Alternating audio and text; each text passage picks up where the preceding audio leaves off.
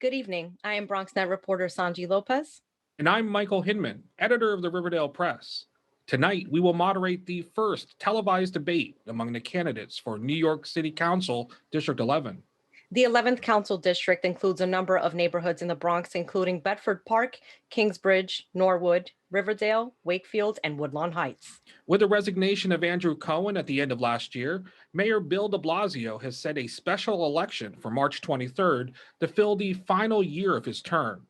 The winner of that special election and many of the candidates you meet tonight are expected to return for a June primary, where voters will have a chance to decide who will represent the district beginning in 2022.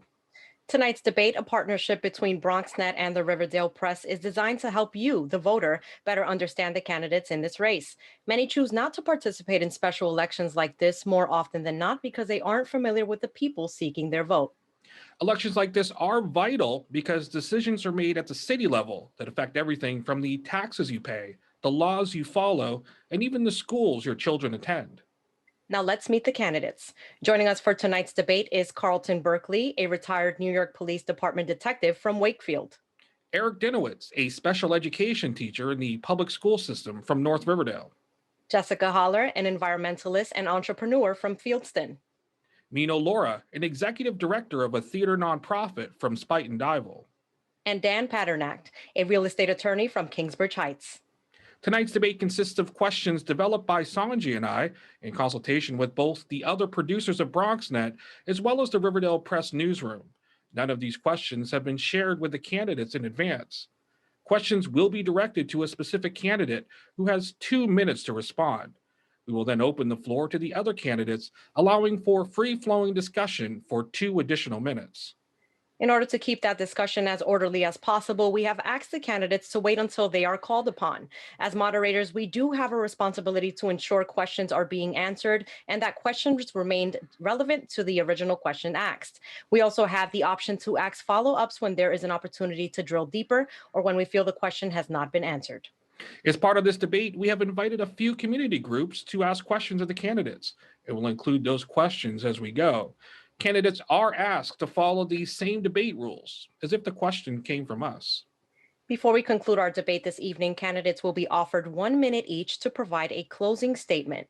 And then be sure to stay with us right after the debate when I welcome a group of students from Lehman College to ask our candidates a few additional questions in a special town hall hosted by BronxNet. One final disclaimer. Our debate was filmed on January 20th, 2021, and some aspects of our broadcast may have been edited without changing the context of any statements. Now that we have all of that out of the way, it's time to get to the questions. Michael? Thank you so much, Sanji. We randomly chose our order for each round, and right now we're going to start with Jessica Holler. Jessica, a few years ago, many in the community were upset about the opening of a transitional homeless facility on Broadway. There are some experts who believe once the eviction moratorium is lifted, the number of families finding themselves suddenly homeless is going to explode. How should city agencies decide where to open homeless shelters and transitional shelters and facilities, and how many should end up on this side of the Bronx? And you've got 2 minutes. Yeah, thank you, Michael. It talks to equity.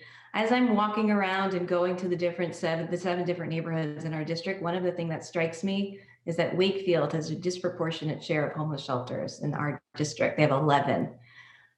The conversation and arguments over the family shelter on Broadway brings to mind a phrase that I'd like to use in this context, which is YIMBY.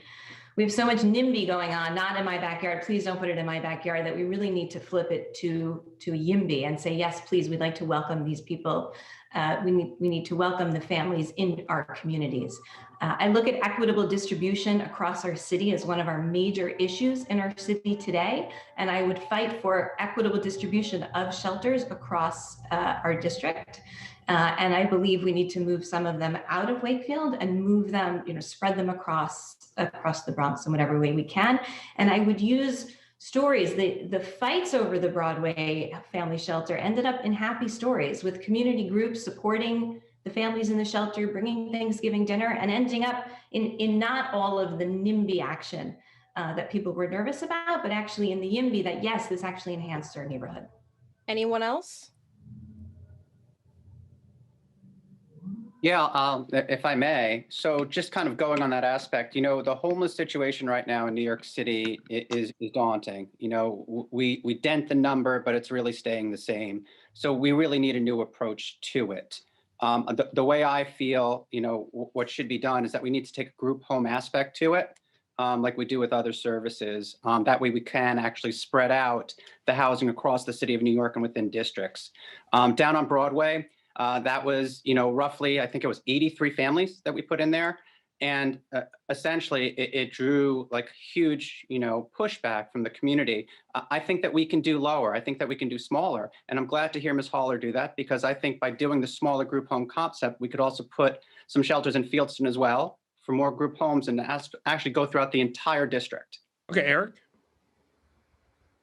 Yeah, I agree with some of the things that are said, shelters spread out, but I think the shelter system is a symptom of a bigger problem, and that is our housing crisis. We need to ensure that affordable housing exists in our city, because our priority should be keeping people in their homes and talking about why people are on the streets in the first place. I think we need to, allow ancillary units, which allow people to use their single-family homes, their garages or their basements, to allow people to rent that. I think when we build new housing, we really need to invest in truly affordable housing, not the current housing that's being built that is not affordable for our members, for our community members. And we need to expand right to counsel to all zip codes. Thank you, Eric. Thank you, Eric. Mino? Yeah, I just want to say, let's remember that when we're talking about the homeless, our homeless neighbors, the majority of them are families with young kids. So this is a dire issue. And when we think about housing, it needs to be short-term and long-term. I agree that it's about keeping people in their homes, but the conversation can't just be about what exists in place that profits developers, right? The current city MIH, and mandatory inclusionary housing, and at the state level, the tax abatements, they're about profits for developers, and we need to prioritize our families. Thank you, Mino. Thank you, Mino. Sanji? We're moving on to our next question. Our next question. I didn't get the answer. Carlton. Hold on. I didn't get the answer. No, Carlton, we will get to everybody. We'll try to get everybody in there. Not everybody's going to be able to answer every question. Go ahead, Just as a Sanji. disclaimer, if you want to answer a question, you should raise your hand so that we can call on you. Our next question is for Eric Dinowitz. Eric, your father is Assemblyman Jeffrey Dinowitz. If you were elected to this seat, it would mean both city and state representatives come from the same immediate family. How do you reassure voters that this is a positive and not a negative? First, I want to make something very clear to everyone here. I am very proud of the representation that we have in our district, which includes my father. And I'm proud of the work my mother does in the community. But, when I'm in the classroom as a public school teacher, I am Mr. Dinowitz. My students don't care who my father is. When I'm rallying outside Montefiore Hospital for safe staffing ratios, they don't care who my father is. They care that they have a brother in labor who's standing with them. The workers at Key Food didn't care. They cared that they had someone there advocating for them against the fact that they were fired. And, like most people, like most fathers and sons, I disagree with my father on a number of things. I think most recently, he and I disagreed on who our next president should be. When I ran as a delegate for Elizabeth Warren, he ran as a delegate for Joe Biden. He and I have different views on high stakes testing in our schools. And there are a number of differences we have in our views, just like any two people have. But I am more interested in talking about the differences between myself and the other candidates here today. All right, thank you, Eric. Anybody else that wanted to address this? Dan Paternak? Thank you, Michael. I'll simply say this, without going into, Eric's dad, I will, on a personal basis, just say that I just don't agree with the political dynasty within our own particular area. And, I've worked with Eric's dad for a number of years, and their office, I will say, they do excellent constituent services. But on the point of the question that was asked, I just, political dynasty within, a father and son being elected officials in the same area, I do not believe is beneficial for our district. Anybody else have anything they want to share? Jessica? Yeah, I just don't think that using the same kind of thinking that got us into the issues that we're in is the kind of thinking that we need to get us out. And I'm looking for really, really new leadership and new kinds of thinking across the Bronx. Carlton raised his hand. Thank you, Jessica. Carlton? Yes, I concur. I don't think, I don't think we need two people from the same family. I don't think it's good. I mean, people know Eric because of his father, and maybe that isn't a bad thing, but it does look and it does touch into some parts of nepotism. All right, and I'm not saying it's bad in this sense, but I agree too. We have his father. I don't think we need anybody else at this time. And going back, and I'm shortening this up because I still want to go back to that first question about shelters. Well, Wakefield has been inundated with shelters. All right, it seems like everything comes over here, and I would like equitable distribution throughout the district, and I would like to know from the beginning, why is it that other areas, mainly two areas, don't have any? And I'm talking about Riverdale and I'm talking about Woodland. All right, because it's not fair. I'm a homeowner like a lot of people are over here, and that's one of the number one issues over here, shelters. And we have the Annis Place and we have the 4747 on Bronx Boulevard. And with Annis Place, one of the residents over there murdered the director. All right, I just wanted to say that. Yep. Thank you, Carlton. All right, moving on. We're moving on to the next question. I believe that I'm allowed to. The person. No, there is no. There's 2 minutes of there's 2 minutes of discussion. If you want to try to take some time in the next one, you can. The next question is to Dan Paternak. The winner of this special election will face a unique challenge. They will have just a couple months to prove themselves to an electorate who will be asked once again in June to pick someone for the seat. But in that short period, this council member will be asked to represent their district in city budget negotiations. What is your top budget priority and how should we pay for it? 2 minutes. So my top budget priorities, right now at the moment are one, preserve housing. Right now we have to deal with the fact that the moratorium is going to expire in May, and city HRA is going to have to step up in that aspect and support a lot of families to keep them in their homes. That's number one. Number two, we have a food crisis that we're facing in the city of New York right now. The way the numbers are looking, it seems as if 1 in 5 families may be in food crisis in very near term. That means families not knowing where the next meal is coming from. I want to make sure that within the city budget of what's happening, that money flows to the appropriate nonprofits and other organizations that are getting food to these neediest of individuals. Number three, I want to make sure that we have enough money for ancillary services within education to support a lot of the kids who, I call getting lost at home right now with the at-home education. So those are going to be my 3 budget priorities, and that I want to make sure are funded to the appropriate agencies and to the appropriate places to get the funds there. Then I saw Jessica's hand first. I think that we are not going to get through this crisis unless we look for new revenue opportunities. Hopefully money comes in starting today from the federal government. Hopefully the state helps out as well. But we need to look at floating bonds. Interest rates are really low. We can invest in infrastructure, and we can look at new revenue opportunities at the state level. And I have a couple of plans on that, but we are not going to get through this crisis just tightening our belts and contracting. Mina. Yeah, I'll just say, there's an austerity budget, but we need to be very clear on what the premise of the question, right? There is a deficit, and who does that impact in the community, right? Who are the ones that are always put on the line? So right now, yes, there is a deficit. The first thing for me, a budget priority would be, is first to claw back the $707 million that would cut from the education budget.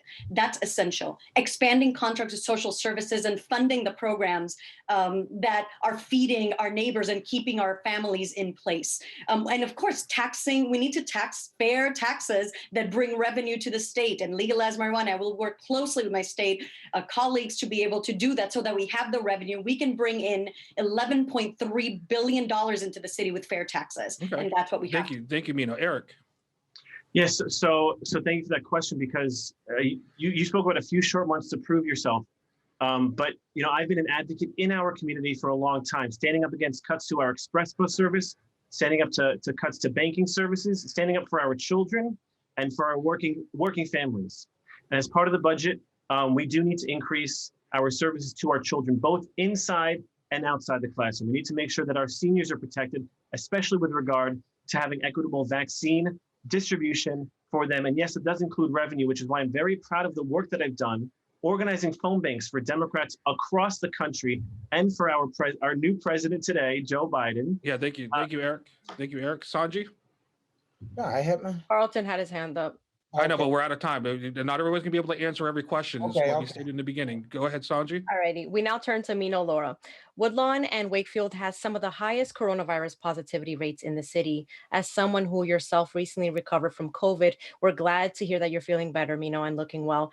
But there are tremendous disparities across the council district when it comes to the coronavirus. Many of our most vulnerable, especially senior citizens, are facing difficult encounters with the virus, while wealthier areas seem to fare better. What, in your opinion, creates these disparities, and what can the city council do to create more parity when it comes to treatment and survivability of the coronavirus? Racism. Racism creates these disparities. Racism across all areas. It's systemic. We need to tackle poverty, and systemic racism infuses housing injustice, environmental injustice, and social economic. So it is absolutely true that so much of our rates right now are higher in our lower income communities. And there's a few things that we need to tackle. First, when we think about right now, there are 700,000 New Yorkers that are uninsured. In our district, 41% have public health care. A significant number are uninsured, and uninsured New Yorkers, undocumented New Yorkers. So the first thing is, while we pass the New York Health Act, I would make sure that every single New Yorker, I would educate, partner with local organizations to make sure that people know they qualify for emergency Medicaid, for New York City Care. And we need to then look at the public health issues. How are we making sure that there aren't food deserts or food apartheids, and everybody has access to healthy foods, that we're living in safe homes with the dignity and respect that we deserve, and that people are being treated, have living wage. So it's all the intersectionality. Many of my students and people that I work with live 5 people to 1 bedroom that they rent, people that I love and care for. So it's difficult to separate and stay safe when you're not able to do that even within your own household. And access to healthcare right now, my whole family, as you said, we don't have a doctor because our insurance company is in fights with a hospital, and all of our doctors were taken away. And we just went through COVID for 2 weeks, my 2 children, my husband and I, without a doctor. We got through it, but many do not have that opportunity, and we need to prioritize their you, health Mina. and their safety. Thank you, Mino. Let's go to Carlton. Carlton. Yes. Now I don't know. What Mina. Maybe Mina knows something. Lena knows something better than me. I don't know if it's racism. All right, but I do know that it's not right for certain areas to have so much of the COVID. And I'm talking about just 2 weeks ago, Woodlawn and Wakefield had the highest in the state, definitely in New York City.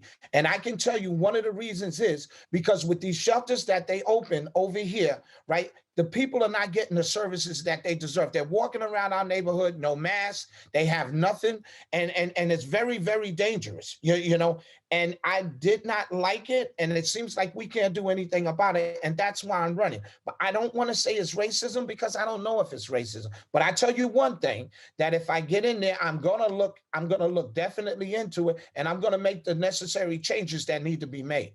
Okay, thank you, Jessica. During the flu pandemic 100 years ago, science knew that people living around coal plants died at a higher rate from the flu.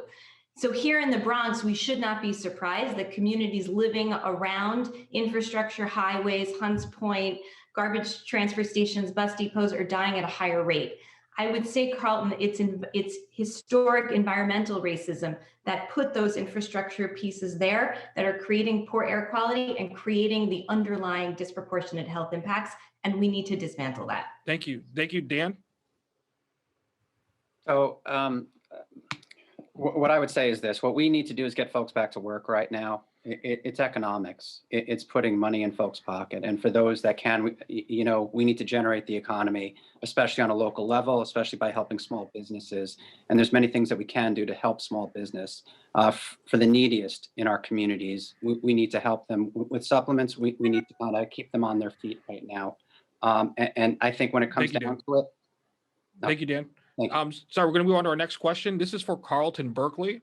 It seems there's always been that difficult relationship between the police and the people they swear to serve and protect. State Attorney General Letitia James recently filed a lawsuit against the New York Police Department for excessive force and false arrests during marches last summer, including one that took place here in the Bronx. Does racial bias exist within the NYPD? And what could you do as a city councilman to help improve the relationship between a cop and a civilian? And you got 2 minutes.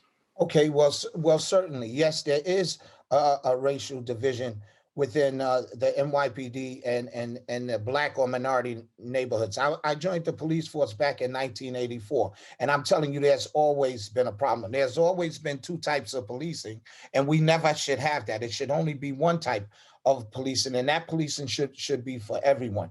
You guys don't really know what goes inside a police precinct. I can tell you that at times when I was inside the locker room, when it came to mental health, you would hear officers just blurt out and say, hey, you know what happened in Brooklyn? I would have been shot that guy. I would have been killed him. I don't care about it. His mother and father couldn't control him and they called me. And then I would get into arguments with them. And I would say, but you know what? You wouldn't handle that same situation if it was in your backyard. Look at what just happened with the insurrection at the White House. All right. And then they're finding out that some of those people that did that were police officers, court officers, right? Firemen. All right. This has always been a problem. Now, what would I do? Right. I've been working with the police department for years. I go out in our neighborhood. I wrote a book about what to do when stopped by the police to educate the community on how to interact with the police. All right. So you don't leave dead. You don't leave crippled, and you definitely don't leave put in jail. I've been doing that for almost 30 years. I've been a cop. I've been retired 17 years. If elected to city council, I want that chairmanship, because then I'll make NYPD have to listen to me and make their changes. Thank you, Carlton. Eric? First, just going back to the previous question, Mina, we were all glad to see that you're feeling better and doing well. Regarding the NYPD, look, I have seen in the classroom, I taught over at the John F. Kennedy campus and the Walton campus, and my students of color would share stories with me. One student got a summons for using a student Metro card at the wrong time. How many of my students have been stopped and frisked on the way to school? Their parents inequitably treated by the police. There is a real problem with the NYPD. We need to make sure that their roles are clearly defined so that they're not getting involved with social services, with mental health counseling. That is not their job. It shouldn't be their job.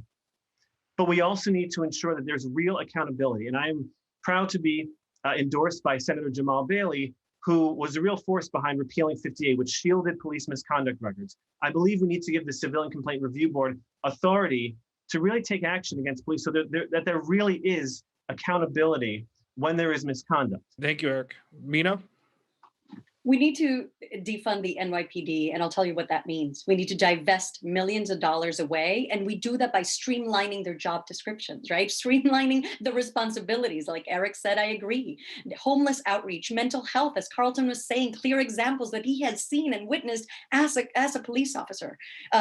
Social services, domestic violence, all of these things should be done for someone else. There is a bill right now at the Senate, and our Senator Biaggi has put it forward. It's in committee for even looking at traffic cops. We need to limit the exposure between our communities and our communities of colors and the cops, because they result in murder and violence.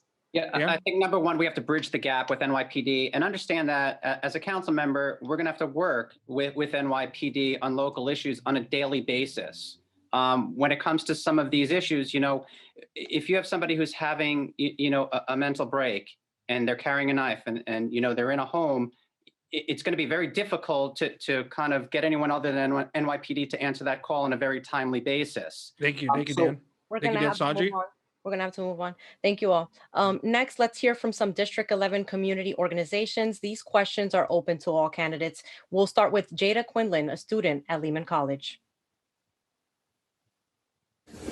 The 11th district holds some of the wealthiest neighborhoods in the Bronx, which also carries some of the poorest neighborhoods in the cities. How will you prioritize the interests of these constituents if you are elected?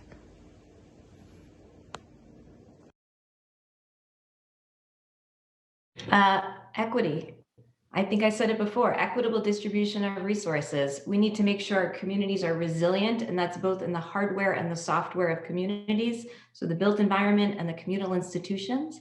And we need to make sure that everybody carries the hard stuff and the easy stuff, so everybody has access to green space. Some of our neighborhoods border Van Cortlandt, and some of them don't have enough trees and green space to support healthy living. And we need to use those metrics in the council before decisions are made and not track it on the back end. Thank you, Eric. I think in some instances, in some ways, you can look at what we've done.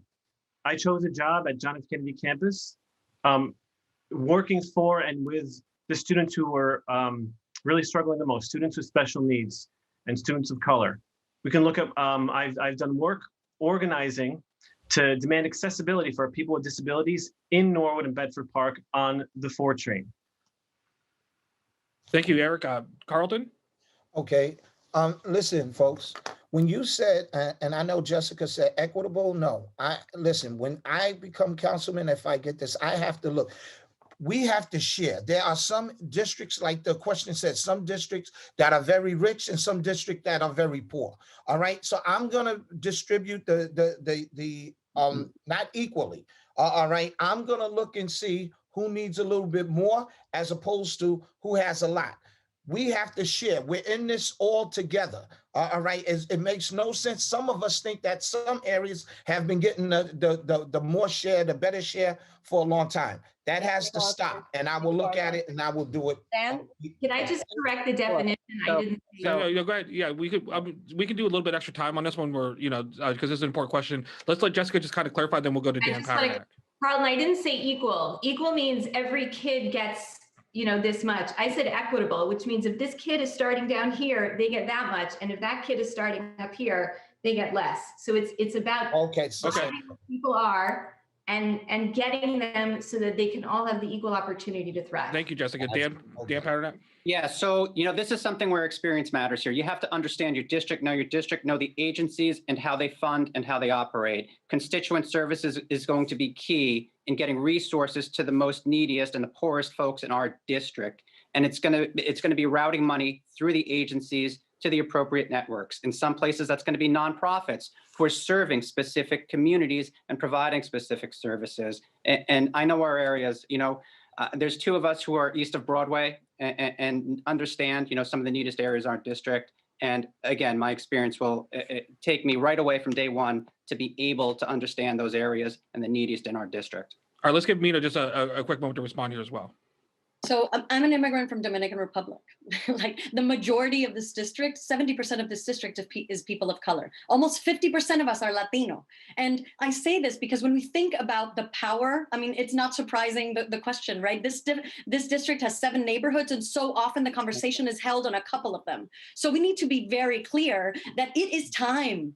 It is time to be shifting the focus, bringing our whole community together, yes. But as council member, I'm going to be centering those who have been erased, those who have been unheard. When we're talking about schools, students are going to be centered in those conversations with me. When we're talking about housing, tenants are going to be centered around that conversation. Elders are going to be centered around conversations where we're talking about equity and dignity and what are the needs for our elder community that is also a vibrant one. Thank you, Mino. Sonji.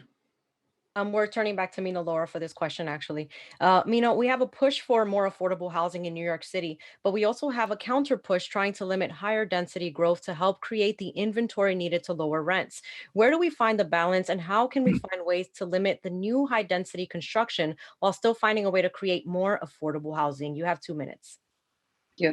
So there are 3,500 people living in the homeless shelter in District 11. And yes, we need to figure out a way to make sure that every single New Yorker is housed. And if now in the pandemic is not the time we prioritize, I don't know when it will be. So how do we do it? First, and I had mentioned this before, the current programs we have in place to incentivize building affordable housing are not enough. Right? We're talking about 15 to 20% of new development. So we have to make it much more density so that we can meet the demand of affordable housing. So we need to shift the equation. We need to use the local medium income. So often we're using the area medium income, which includes Westchester, which includes broader than who is District 11, than who are the community that need it. So that's the first thing that we would do. And then we need to expand. Mandatory inclusionary housing is a great idea in theory, but in practice, it's still still making 80% of the apartments market rate, which gentrifies and exacerbate the issue of people getting displaced. We have seen the spot rezonings, we have seen, and that just brings inequity to the forefront. So we need to expand how we do affordability so we don't have to be building hundreds and thousands of units. We need to be very specific on the units that we need, those for formerly coming out of the homeless shelter, those that are coming out of being students, new families from very low income to middle income. Those are the affordable housing that we need, and we can make it happen. Thank you, Mino. Anyone else? Yeah, go Carlton? ahead, Carlton. Yes. Well, you know what? What is really affordable? All right. I would like to move towards low income. All right. Because I believe when we look at people's salaries, right, then we can get a better understanding of what they can pay for rent. All right. Because people that are working right now, no one should be paying 50 to 60% of their salary for rent. Because when they're doing that, how can they put food on the table? How can they put clothes on their kids' back? All right. We need, and when these housing units go up, right, the perks that are given, no more 80-20. It's got to be 50-50. All right. Everything can't be a profit. Now, all right. And like I said, the AMI is way out of whack. You know, it's how you going to take someone that lives in a poor part of the Bronx and match them up with someone in Westchester. All right. The AMI should be thrown out. Like I said, I don't want affordable because we don't know what affordable. Let's go with low income housing. Thank you, Carlton. Dan Paranet. Yeah, first, there's 10 neighborhoods in our district. From somebody who's been here my entire life, there's 10. Beyond that, there's, I think the question was dealing with higher density growth. And we have some neighbors, who love the air and space around them, and they really don't want things overbuilt. I know Bedford Park has been hit particularly hard, especially in the last 10 years with overdevelopment on some of their smallest streets. So the first thing you need to do as a council member is to walk in there, take a look at the current zoning in each particular neighborhood in our district and see what makes sense and what doesn't. In addition, what you have to look at is the particular services that each of those communities have, particularly fire, police, it's school, et cetera, and match that up with the needs. And then take a look at as to what communities can be altered. When it comes to communities that do have a lot of air and space, you can look for using space within existing envelope, like basement apartments. Yeah, thank you, Dan. Also look to design and use architects' design. Thank you, Dan. I just want to give Jessica Holler just one quick moment here to kind of jump in on this. Yeah, I'm just thrilled to be endorsed in this race by Open New York, an affordable housing group. And I want to stress that sometimes there are opportunities to increase density without building, like legalizing pathways for accessory dwelling units, which will also help the tenants currently sneaking some of those places into those units. And that we have to think about increasing density, even if we might not want to, because that is the trend in this planet, is people moving into the cities, and we have to be. Thank you, Jessica. And actually, our next question is for you. You live within a portion of the city known as the Special Natural Area District, a conservation program designed to protect natural features of the city, like trees and slopes. City planners believe the program, which was first designed in the 1970s, is in serious need of update, and even tried to overhaul it unsuccessfully a couple years ago. Does SNAD need updating? And are existing laws fair to homeowners and developers? You have 2 minutes. I spent many years on the board of the Riverdale Nature Preservancy working on updating SNAD. A couple of the issues with SNAD are, one is the laws of SNAD or the regulations of SNAD do not jive with the way ecosystems work. If it's a natural area district, we're making these rules to preserve ecosystems. Except when you turn trees into digits and move them around, it doesn't come to that effect. SNAD did not have enough teeth. So when trees are cut down and buildings built and nobody knows why, there was no recourse. I was very much in favor of moving forward with the changes to SNAD. I think it does need to get tweaked to take into account the realities on the ground.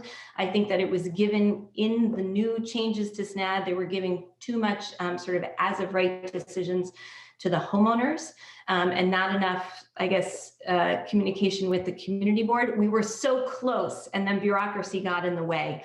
It's actually much needed to be updated, and thinking about where else can we preserve sort of this green belt, especially up and down the Hudson River. I volunteered to take children into the woods in Riverdale Park, and we've seen eagles and owls and snakes because we are in this natural area, and it's such a resource, and we can't let it wear away because of overdevelopment. Thank you, Jessica. Eric? Oh, thank you. Yeah, I agree. The updating of SNAD cannot be too friendly for developers and people who just want to build. And that is the trend that's going on in the city. And we need to ensure that any changes to local zoning have the voice of our community and the people within the community. So whether you're talking about SNAD or whether you're talking about building new buildings that don't fit in with the neighborhood and don't address needs, as Dan was saying earlier, like schools, fire, but also parking, that's when it becomes problematic. And we need the voice of our community, and we need a strong advocate in City Hall to make sure that any changes to any zoning, whether it's SNAD or otherwise, have the community in mind. Thank you, Eric. Dan? Hi, it's an interesting issue. I've been I've been on the community board for 12 years. I was the chair of the board for 3 years, and I'm in my 4th year of being the vice chair of the land use committee on Bronx Community Board 8, and we've seen this issue. We had folks on the community board working on the SNAD update with city planning for the last few years, and I can tell you, we weren't very close. I think there are some serious issues when it comes to SNAD that we have to work on. First and foremost is the enforcement. Right now, if somebody tears down a tree in the SNAD district, they get a $1,000 fine, and that's it. And that's one of the big things at the community board level that we really care about is the enforcement and the fines and the penalty schedule. Beyond that, it's creating a system that works. Thank that you, is Dan. easy for homeowners. Thank you, Dan. Anybody else wanted to jump in on this? We're going to move If on. not, Sanjay, go ahead. Sure. This one is for Eric Dinowitz. You've spent many years as an educator in the city's public school system, a system that, at least from an administrative perspective, has changed a lot over the years. Where is the city falling short in addressing public schools, and what is your position on creating more localized boards like what once existed to help manage these schools? Thank you. Yeah, so for over 13 years, I've been a special education teacher in our public schools. I'm very proud to have been endorsed by the United Federation of Teachers, both for my work as a teacher and as a union activist. I think if there's one thing that we need to change, it's the way high stakes testing is applied to every single child. And what it does is it incentivizes our school to focus on the very wrong things. And I think a lot of people are now realizing that since the pandemic. We need to invest in social emotional education and mental health education. How are we working with one another? We have to invest in environmental education. How are our children going to contribute to their communities, to our communities? And I think if we take the pressure off of those high stakes standardized tests, we can have more funding and more time to invest in those programs. Because right now, if a school, a child, and a teacher are only based on a single test score, there is no incentive for any of them to invest time and energy in what truly matters to a child. Mina? Thank you so much, Eric. Mina, go ahead. Yeah, I agree with Eric when it comes to high stakes testing. And I think, in addition to being an executive director, I've been an educator as well for many years, and I trust teachers. Teachers know how to differentiate the learning for their students. But what happens when you have 35 kids in a classroom? You can't. I've been there. I've been teaching I've taught in the Bronx for many years, classes of 35 kids. I want to differentiate the learning and I can't. So rather than investing, yes, taking away testing that put pressure on children and staff and teachers and principals as well, we need to be investing rather than in one classroom in a school that gets extra resources, downsizing classrooms. That's what I'm going to be doing. Focus on downsizing classrooms and making sure that we're investing in ongoing assessments, holistic assessment, self-assessment, peer assessments, so that we can really be tracking growth and not how they're coming in. Thank you, Mina. Carlton? Yes. First of all, I want to commend Eric, all right, for the work that he does. Not only just a teacher, but a special education teacher. So I want to commend him on that. And I do agree with him, teaching to the test. No, when I came up, right, we had wood classes, we had drama, we had music. I noticed now almost like the last 25 years, things like that was taken out the class. Listen, everyone is not going to be able, right, to go to Yale, All right. So I like more well-rounded students. All right. Teaching to the test was a bad idea. Like you said, it put pressures on the teachers, the students. Right. What about the parents? So I would like to take that away. And if Okay. I get the position, I'm going to look into it. One other thing I want to know is this. Since Thank you, Eric, Carl. Yeah, thank you, Carl. We have to move on. Dan Paternet. Sure. I teach mock trial to seventh graders over at PS 95, where I went to grammar school. And when I went to grammar school there and 143 afterwards, learning was much different. We had 2 tests per year. We had a large reading one and a large math one, and there really wasn't anything tied to it. Right now, we've got to get off of this mode of teaching to the test and get teachers back to what they do best, which is skills-based learning, training the kids. Give them, I love how Carlton said, rounding about the education. I remember music class. I remember doing that as a kid. I think we need to get back to vocational schools for high schools. Okay. Give something different. Thank you, Dan. Let's let Jessica jump in really quick on this. I believe the question was in governance of the schools and can we go to smaller, more local? I think managing 1.1 million students from one place, if COVID has taught us anything, we need to manage smaller groups and delve into the art of what's possible. It's a lot easier to delve into the art of what's possible with not only smaller classrooms, but smaller governance of schools, in groups. So that's how I would answer your original question. Thank you so much, Jessica. Our next question goes to Dan Paternak. The Metropolitan Transportation Authority believes the best way to improve transit in the Bronx is by adding a number of bus lanes to existing streets. The MTA says this will allow buses to avoid traffic and keep them moving at a decent pace. But the cost is parking, something many businesses along those streets believe is vital. Are bus lanes the answer? How do we improve getting from one side of the Bronx to the other? And we need that answer in 2 minutes. Oh, okay. So first, bus lanes are helpful in certain areas. However, they need to be carefully thought out. We had one which was basically for 3 blocks, which was pretty poorly thought out here in our community and really wouldn't have done very much. And it would have hurt stores. So whenever a bus lane is added, we need careful planning on it, and we need conversation with the community as well. Now, as far as east-west in the Bronx, it's an extremely difficult thing. It always has been. So the truth is, that's beyond bus lanes, and we need to start kind of thinking about other modes and being creative on infrastructure of what else we can do to tie east-west in the Bronx. Again, a lot of planning, and that's what I think really needs to go into that. Well, but Dan, just to kind of follow up there really quick, how are we dealing with parking? Like what, because if you're throwing in lanes and such, you're gonna have to give up parking. What do you say to those businesses that lose that parking?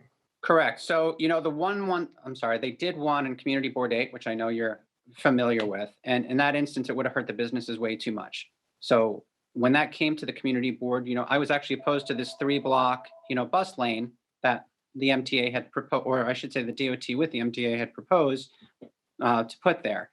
When it comes to parking, again, if you're going to take away from the businesses, you need to create something for those businesses to generate customers or to be available to the customers. So it's a mix, it's a balance, and each particular project is different. All right, thank you, Dan. Let's Eric. Yeah, this is a symptom of always, a bigger problem, right? We have this planning from downtown Manhattan. They see maps and data, but our representative needs to see businesses and people. And I agree with Dan that it depends on the local neighborhood. Bus lanes are not the answer everywhere, and they're the answer somewhere.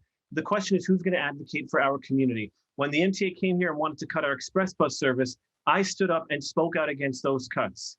When I saw a need for accessibility in Newark and Bedford Park, I stood up and brought together a coalition of people to collect over 2,000 signatures to testify at that MTA meeting to say we need accessibility here. And the MTA committed to installing elevators at that train station on Mosholu and Jerome. So that is the question: who's going to get the MTA, the city, to listen, to have our communities back? Anybody else want to jump in on this? Carlton? Yeah, well, just like Dan and Eric said, it's difficult. What I would do as a councilman is I would bring the MTA and the business owners together, and we have to sit down and come up with something, because if it's desperately needed, you don't want to hurt the businesses, but at the same time, you do need the transportation. So how I would handle that would be bringing both of them together and coming up with, with the resolution to it. All right, thank you. Jessica.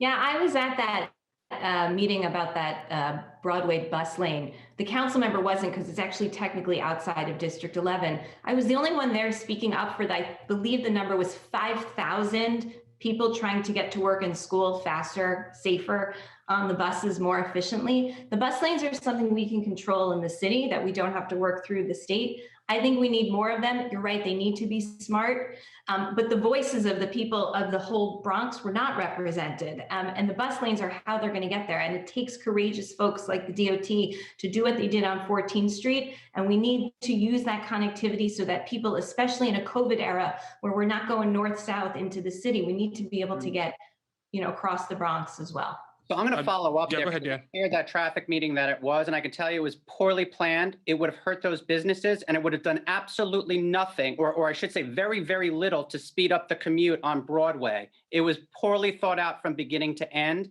and there was no way that it should have been implemented. And the council member of that district, I know, was concerned about it, and I believe he spoke up and advocated against it as well. All right, let's, Jesse, you wanted to respond to that?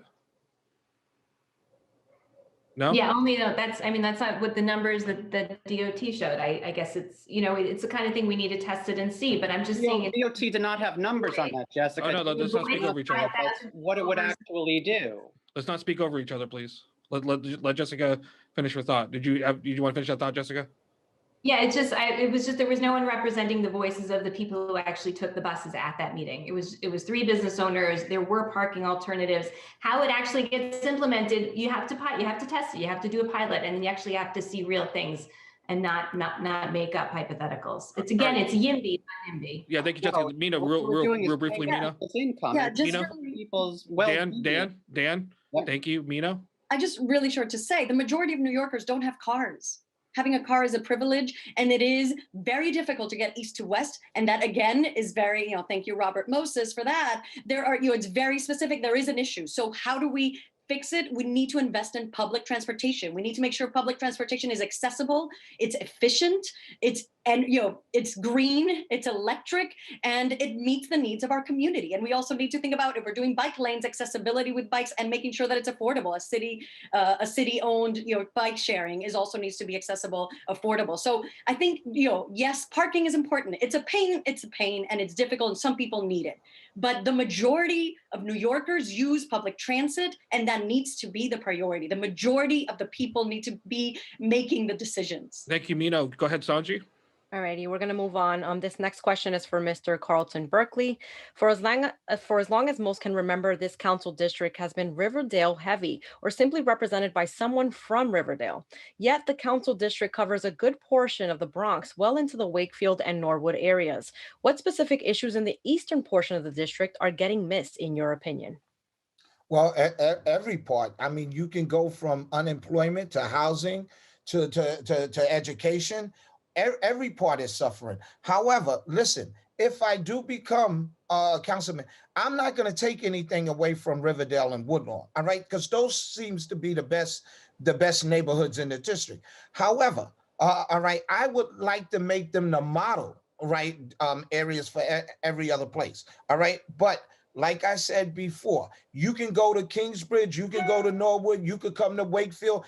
Every other place, right, has problems, from homelessness to unemployment to everything else. However, Riverdale doesn't, Woodlawn somewhat, but like I said, what I do, and you're right, all of our representatives have come from Riverdale, every single one. It's time for change. But I don't want Woodlawn and I don't want Riverdale to think that I'm the boogeyman. I will never hurt their areas, all right? What I will do is, like I said, make them the model areas.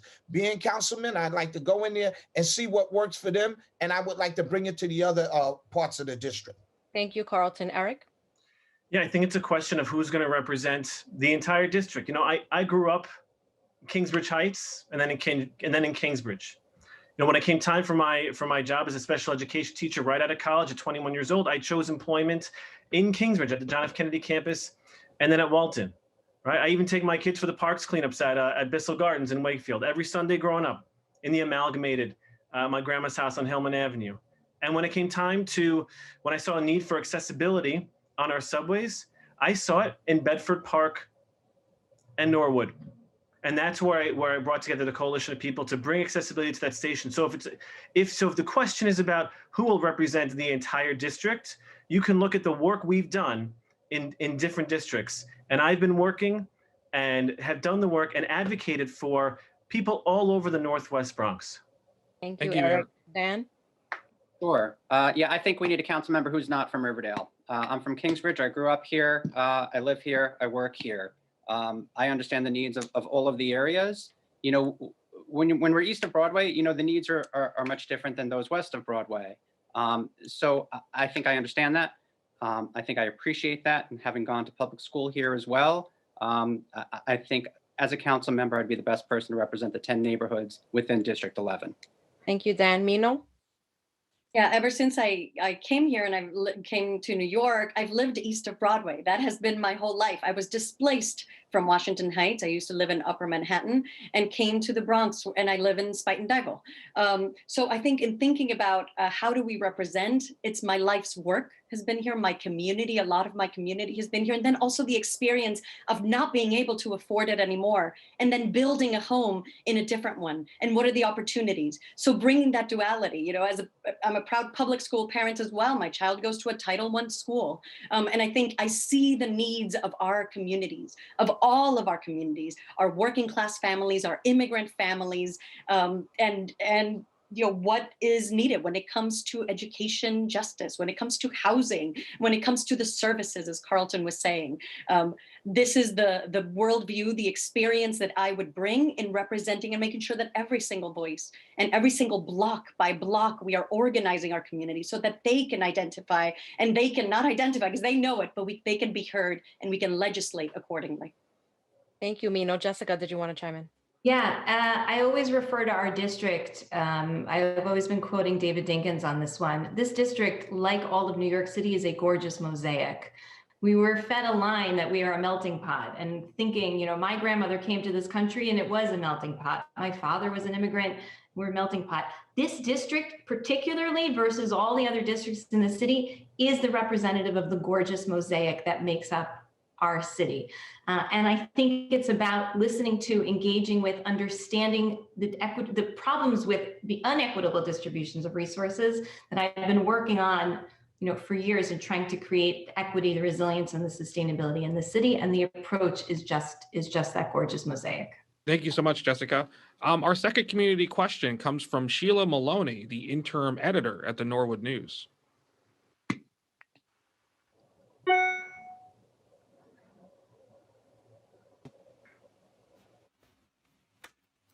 Thank you, and hello to the candidates. A recent report by the City Controller found that just 40% of employee-based businesses in the Bronx received PPP loans. Some of the business owners I spoke with last summer, who were non-native English speakers, found the application process overly complex, time-consuming, and many were unsure of their eligibility. Given the high concentration of immigrant-owned businesses in the borough, as a City Council member, what would you do to help small businesses navigate the application process and ensure they get help when it's available? Thank you. First, I'll say I'm proud to be endorsed by the New York Immigration Coalition because of my commitment and advocacy for immigrant New Yorkers. Yes, so much of our small businesses have been hurt and they need relief now. Right now down the street, Booney, which is an immigrant-owned, women-owned business, is shutting down. Capoeira, Abada Capoeira, another mommy, friend, immigrant woman también is closing. So what do we need? Language access is key. Investing in smaller organization, community-based organization, faith-based organizations that are doing this work and supporting one another. We have seen the mutual aid efforts that have been built and how our communities have risen up. Why is government not investing in those, making sure that we are supporting bids, we are supporting collectives that are investing in energy democracy, but let's talk about economic democracy as well right here in the Bronx. Language access, making it available, and expanding the grants for local businesses. Thank you, Mino. Eric? So I just want to share a little about who I am and who I'll be as a council member. About 8 years ago, I had been teaching for a few years. And year after year, I had immigrant families, students of families who only spoke Spanish. And there was a barrier there.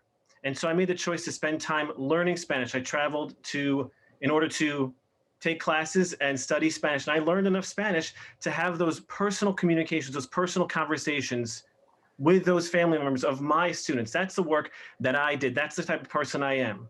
And that's the type of commitment I will bring to this job. I think there are programs, the PPP loans were mentioned. I think the city has a role to play, a multilingual role, obviously, in making sure our small businesses have equity and access to those loans and to all of the other services that are required. And I would just add that in every single one of my proposals, which you could find at ericdenowitz.com, I'm very specific in saying that for our small businesses, for our communities, everything needs to have a multilingual approach because everyone needs access to the services our city provides. Thank you, Eric. We got to move on. And so we are talking to Eric Davis, and we actually just brought up Booney Coffee. So unless something happened last minute to save it, a growing mom and pop business called Booney Coffee is closing its Riverdale location. COVID-19 played a role, but the owners of the coffee shop said the landlord didn't help much either way. Many of these small businesses sign personal guarantees on their commercial leases, meaning if something happens to their business, they could be personally liable. Because of the pandemic, such guarantees were suspended by the city council, but many believe these guarantees should be permanently abolished. What is your position on the Small Business Jobs Survival Act that suspended these guarantees, and how would you propose better protecting small businesses from within the city? Is that for me? Yes, Eric, that's for you. Oh, sorry. Okay. So there are a number of solutions. So yes, you know what you mentioned. There are a few things. One is a vacancy tax. And if you're, a person living in the Northwest Bronx, you know exactly what a vacant storefront looks like. And it is especially detrimental if you are an older adult who is perhaps, or a person with a disability who is perhaps less mobile. Seeing those empty storefronts is not the character of our neighborhood we want, and not being able to go out and get what you need is a deep problem. I believe in a vacancy tax, which means a landlord who will be incentivized to negotiate that lease with their tenants, or else they will pay a tax. Exactly what it sounds like. I do believe in most of the aspects of the Small Business Survival Act. I think there are aspects of it that need to be addressed. In particular, the fact that will a large big box retailer like Target benefit from it? Will a multinational chain like McDonald's benefit from something that should be going to our small businesses, our mom and pop shops? There are a number of proposals I agree with, which is treating our small businesses, which need commercial rent regulation, with some of the protections that our tenants have.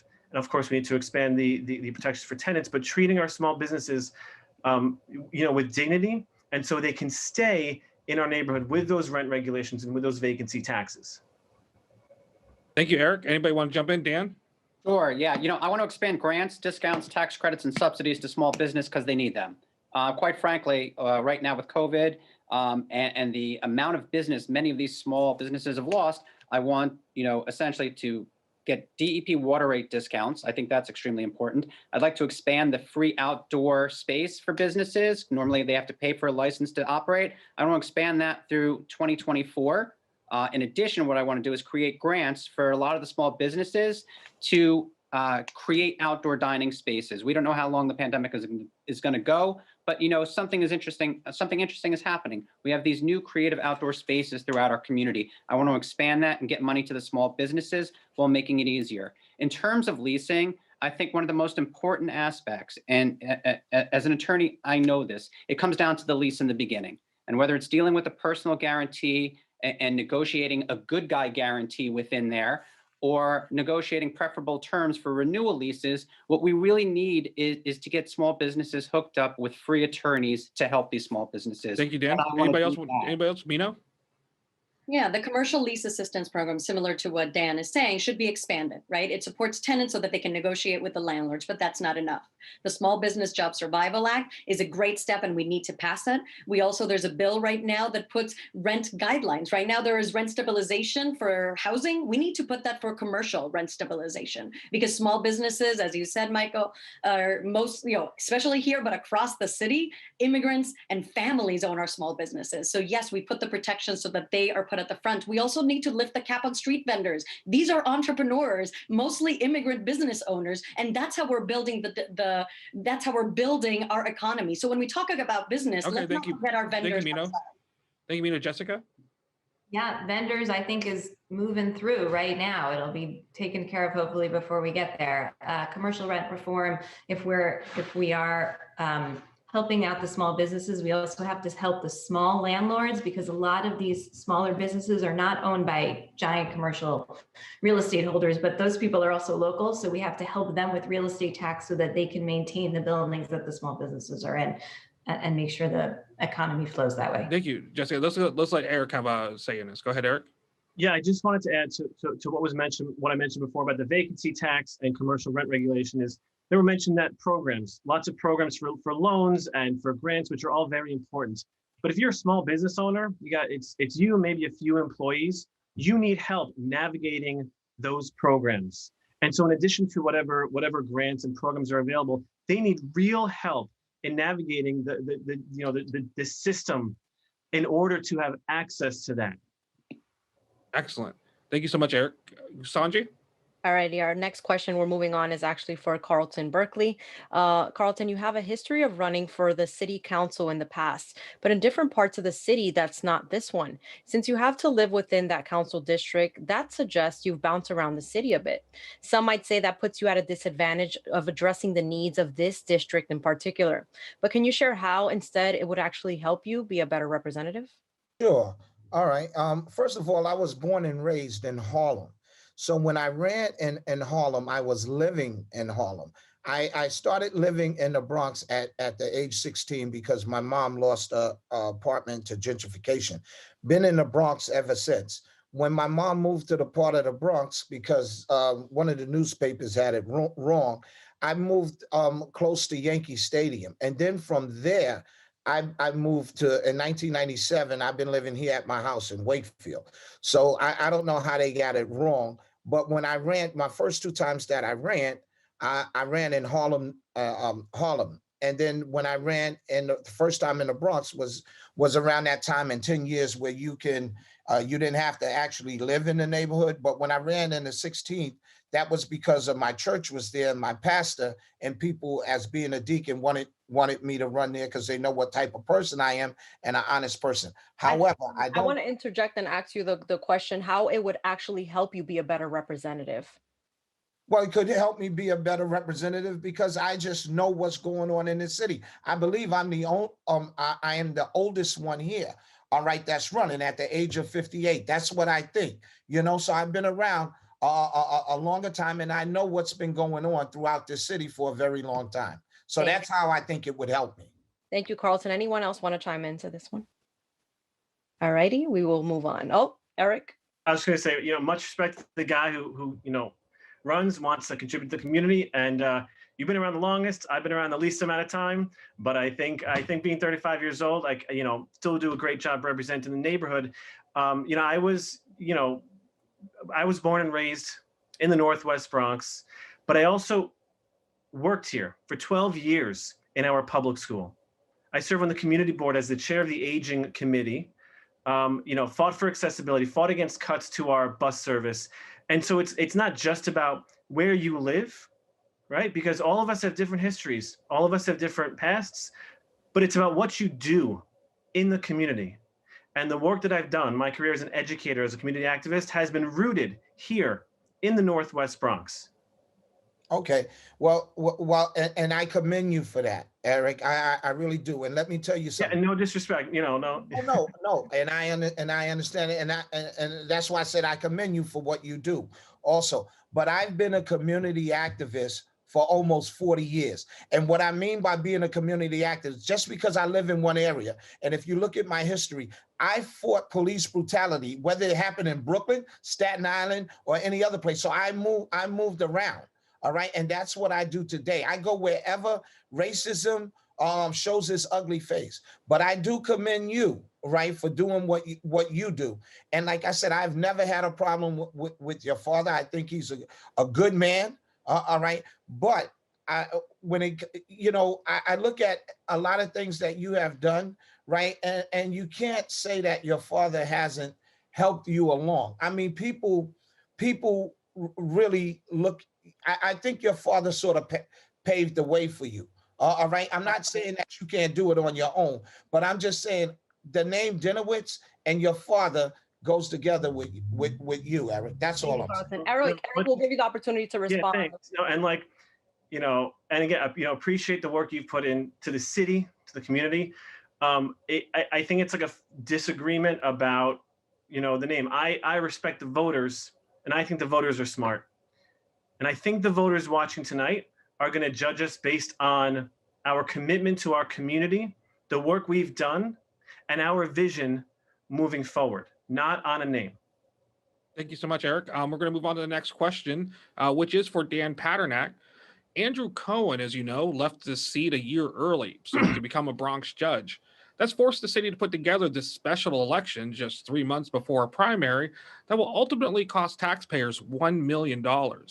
You yourself have run for another office in the past, one seeking a state Senate seat, now held by Gustavo Rivera. If you were to win this seat, would you be willing right now to pledge that you'll serve out a full term each time you're elected, should your fellow candidates make the same pledge? Yeah, so you're right. I did run about 10 years ago, and I actually withdrew that bid, for the good of the Democratic Party, so that way Gustavo had a one-on-one shot against a guy named Pedro Espada. Andy Cohen and I went onto the community board together, 12 years ago. He went on to become a council member. What I can tell you is this: if elected to be the city council member, I will serve the full term of the council.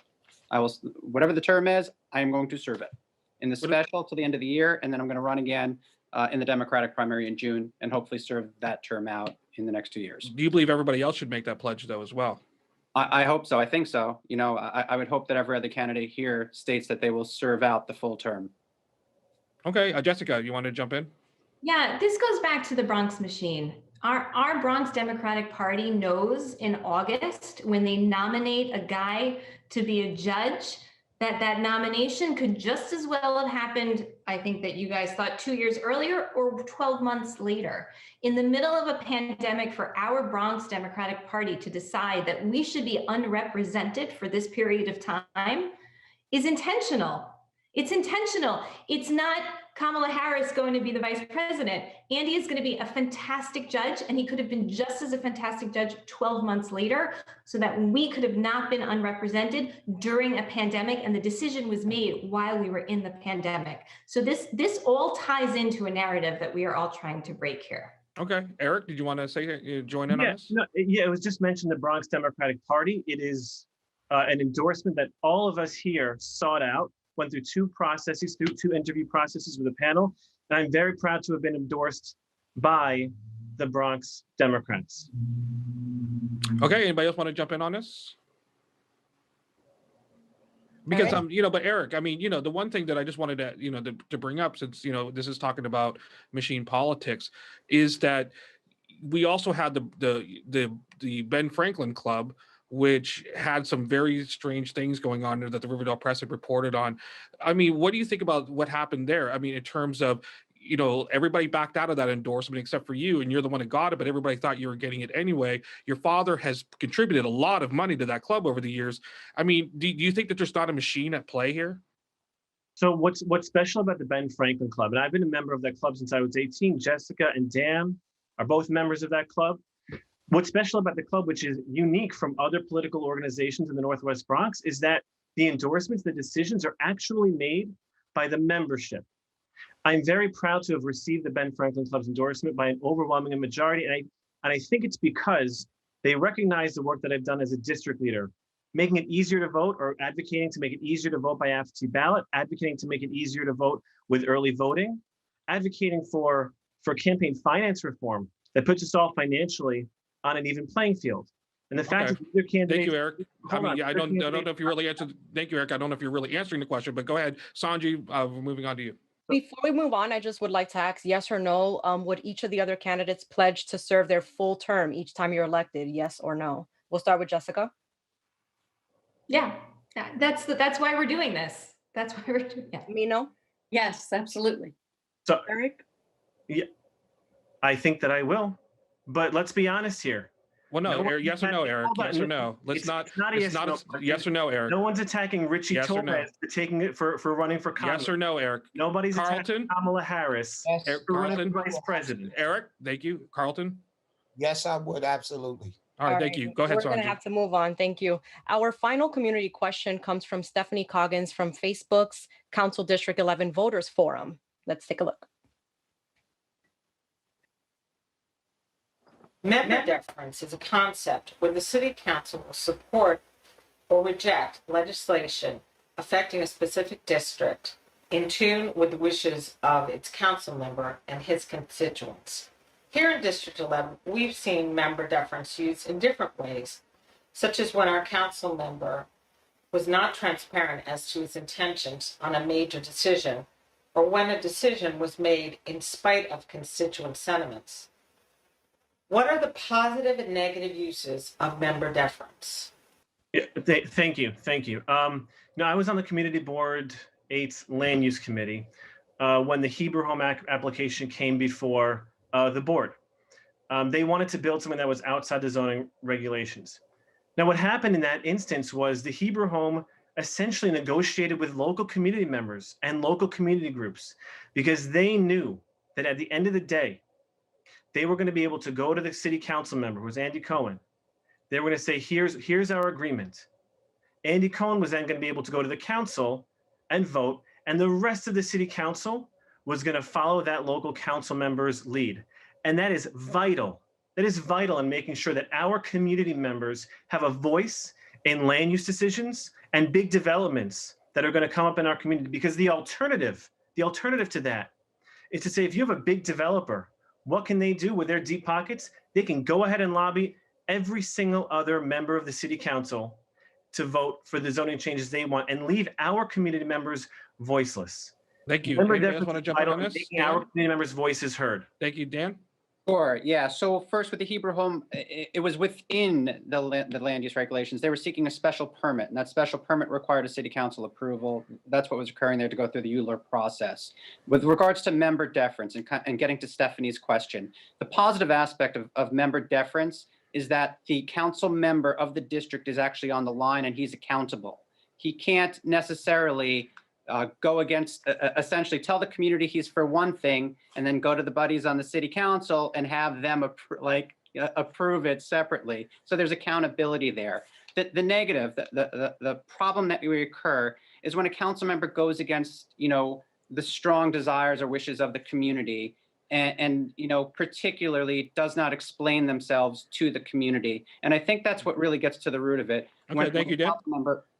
Thank you, Dan. Thank Jessica? you, Michael. Yeah, everything is connected. In this city, everything is connected. How we get places, where we live, where we work are all connected. Large developments in one part of the city drastically affect everybody in the whole city.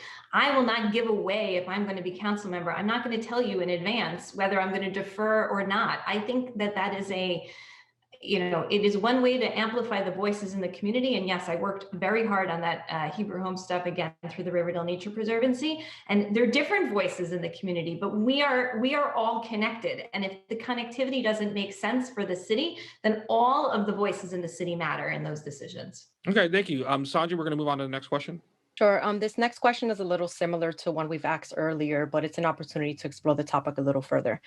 There's plenty of diversity in the 11th Council District, not just ethnically and culturally, but in terms of wealth as well. Living on the hill overlooking the Hudson River is a far different experience than living just about anywhere else in the borough, except it still costs a lot for rent and food.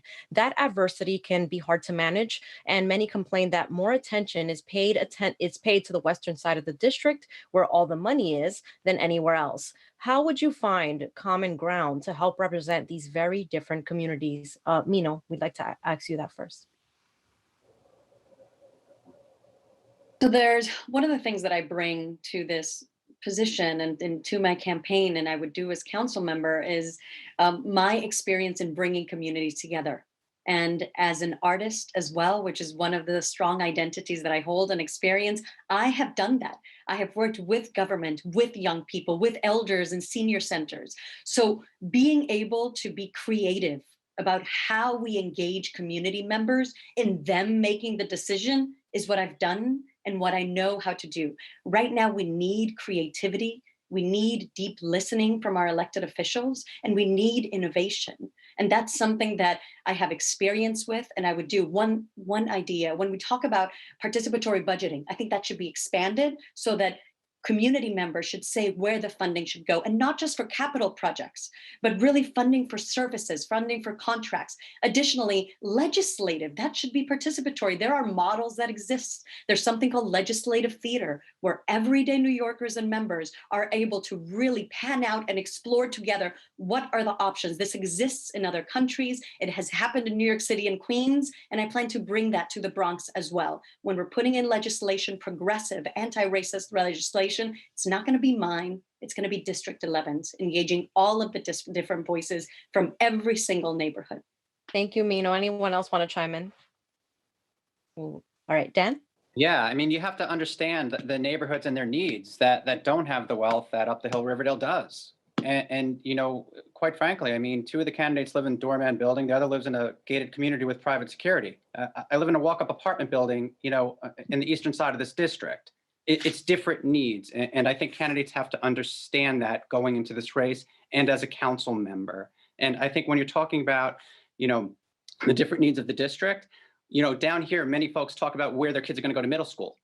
And, you know, it's a much different conversation than folks in Riverdale who have RKA.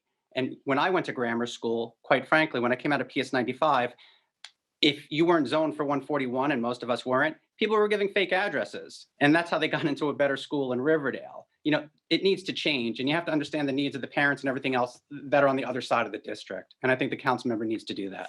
Thank you, Dan. Jessica, did you want to answer? Just to be totally clear, there are no gates around here. You're welcome to join all of the Bronx walking down the street, but thank you for that, Dan. It is the responsibility of the council member to engage with all of the communities in the district. And I think one of the challenges is that the council members have not, leveraged technology. I think, like Mino said, leveraged innovation, different languages, different people, different constituents. We need to build coalition among the different people and collect voices. And we have tools now that are cheap and inexpensive to translate to different languages and to communicate for people. And we crowdsource ideas all the time in our pockets, and we should leverage these technologies for our constituent services and for our legislative process. You, Jessica. Eric? I'm glad Dan thinks I'm wealthy. I'd be the first wealthy public school teacher that I've ever known. But you know, when I'm in the classroom in schools like Kennedy and Walton, it does not matter who comes through my door, who comes into my classroom, what they look like, where they're from. It doesn't matter. I fight for each one of them and try to provide the education, the best education I can for every single one of them and for their families. And that is the same commitment that I will bring as a member of the City Council for District 11. No matter where you live, no matter who you are, I am representing you and your voice in the City Council. Thank you, and again, Eric. Thank you, Eric. So Jessica, this, you know, our last question here in these rounds here is going to you, and this could have went to anybody, but you kind of got the short straw in this one. We've asked some pretty long questions, but believe it or not, this is a pretty short one. And don't worry, I will have a quick follow-up. It's a quick answer, quick follow-up. But simply, when was the last time you rode a city bus? When was the last time? I don't know. I went up to Skyview the other day. I take it to the shopping center. Okay, so in the next minute or so, I'm on the 7th. Okay, yeah. So in the next minute or so, like, how important is it then? And this is the reason why I ask. How important is it for this district's city council representative to be on the ground to experience life the way many of their constituents experience it? And do you yourself feel grounded? Oh, by the way, everybody, I live where I live so that I can walk to the 1 train. Okay, I live where I live. You've seen my card, right?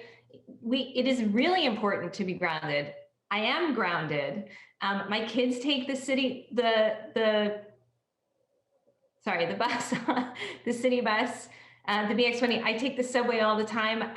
It is important. By the way, it's also important that we create communities where more people can access it. I mean, one of the challenges that, Dan was talking about the parking, one of the challenges with parking of buses is that there's a spine, and people on the west side of the Bronx over here are more than half a mile away from the bus stops and the subway stops, and it's hard for them to use it. We need more of it. We need it more frequent. We need interconnectivity. We need microtransit. We need people to get there, so they're not going to rely on their cars. It's totally important, and it's totally, that's it. That's the heart of it. I mean, yes, I've really been sitting at my table for most of the last 9 months, but I'm using, I'm sure like all of you, but I'm on the subway and I'm on the, are on the buses, and that's what we need to do. What about other candidates? Anybody else? Mina, do you feel grounded? Do you feel, you're on the ground with your constituents, potential constituents? Yes, thank you. I do, and I'll share a little bit about what that means first. And, and it's great, Eric, that you learned Spanish, and that speaks to your ability. I didn't have to, but I learned English, which is important, right? It's my native language. And I think being able to speak to the majority of our community in our native tongue says something about being grounded and being able to connect to the individual human beings that make our city what it is. Yes, I've been on quarantine, so I haven't been taking the bus, but we walk to Marble Hill Housing for preschool. We take the bus to take the BX7 to take our kid to school every day, or, on the 2 days a week when she's in school. And then also, my whole 20s, I was uninsured. I just became insured 6 years ago. I pay less here. I had the opportunity to move here, and I pay less here than I did in rent because there were no regulations. So I know what the fight is to fight for your own healthcare, to use public hospitals so that you can get your needs. I know what it is to be in that fear of not knowing if something happens, what you'll do, of coming to this country and just building everything up, of trying to belong. So yes, I am grounded. Dan, do you feel grounded? Absolutely. I live in a maze courtyard called the Sholem Aleichem houses. We have 15 buildings, 236 families. Many of us know each other. I grew up here, so I know most of the people in the neighborhood. I walk outside, I say hello to people every day. Most people know that if they have an issue in the community, they can come to me. If they have a legal issue, I'll certainly give them information. During the pandemic, one of the greatest things that I could do giving back was essentially provide legal information and free services for folks who had questions about housing laws and questions about estate laws. And those are two very key things going on throughout the pandemic. Throughout the day, I walk around the neighborhood all the time. I run. I love running. So you'll see me running around Van Cortlandt Park, the reservoir, all over the place. I tend to do a tour around, the community every now and again. We'll do like a 9-mile run and just Thank you, Dan. Thank you, Dan. Eric, do you feel grounded? Yes, you mentioned the buses, but like Dan, we use other modes of transportation. He uses his feet. I use my bicycle, and I walk places. I grew up in Mitchell-Lama housing over on Tibbet Avenue in Kingsbridge. But I think one of the reasons I'm in this is my students, the stories of my students. Right, and every day I'm hearing another one about a homeless student who, beyond all the other struggles they go through, didn't have a device, couldn't engage in education in the same way that their peers could. Food insecurity. Students came into my classroom over the years hungry, and economic insecurity, right? These are the stories I see and saw every day as a teacher. And I've been teaching through the pandemic, and those stories keep coming up. During the pandemic, after work one day, I'd go to Bainbridge Avenue to help give out meals to lines of people down the block. I go to Moshla. Thank you, Eric. Carlton, do you feel grounded? Yes, I do. Other than using my car, because I'm a deacon in my church, other than using my car to deliver pantry, to the much needed senior citizens in our church, that's the only time I use my car. Other than that, in my neighborhood here, people know how to find me. And I made my home, because I'm a retired New York City detective. My wife is a retired New York City correction officer. I made my home, just as well as my small business, a safe haven. Because when that young man was hacked to death in the Bronx, I want people to know that, if they come past my house, no matter what time it is, they can knock on my door. If a woman is walking home at night and she believes she's being followed, knock on my door. My wife and I, we are armed, right? And we will welcome them into the house just as well as kids. And I do this with my small business. Thank you, Carlton. I appreciate that. And so, now we are going to give each candidate a chance to share some closing thoughts. Once again, we are going in a random order. And Carlton, you're first up. 1 minute, please. Okay. Well, what I want people to know is that I am a retired New York City detective. One agency that will not endorse me is the police department, and that's only because, right, that I don't go for what they do. I've always fought against them, but I just want to say that 90% of the officers out there are good, hardworking men and women, but there are some out there that we have to get rid of. If people would give me a chance, right, I will do the best I can. I will make the best decisions, right? I will not embarrass anybody, and I will do the best that I can to make our community the best there is for everyone. Thank you. Mina, 1 minute. Thank you.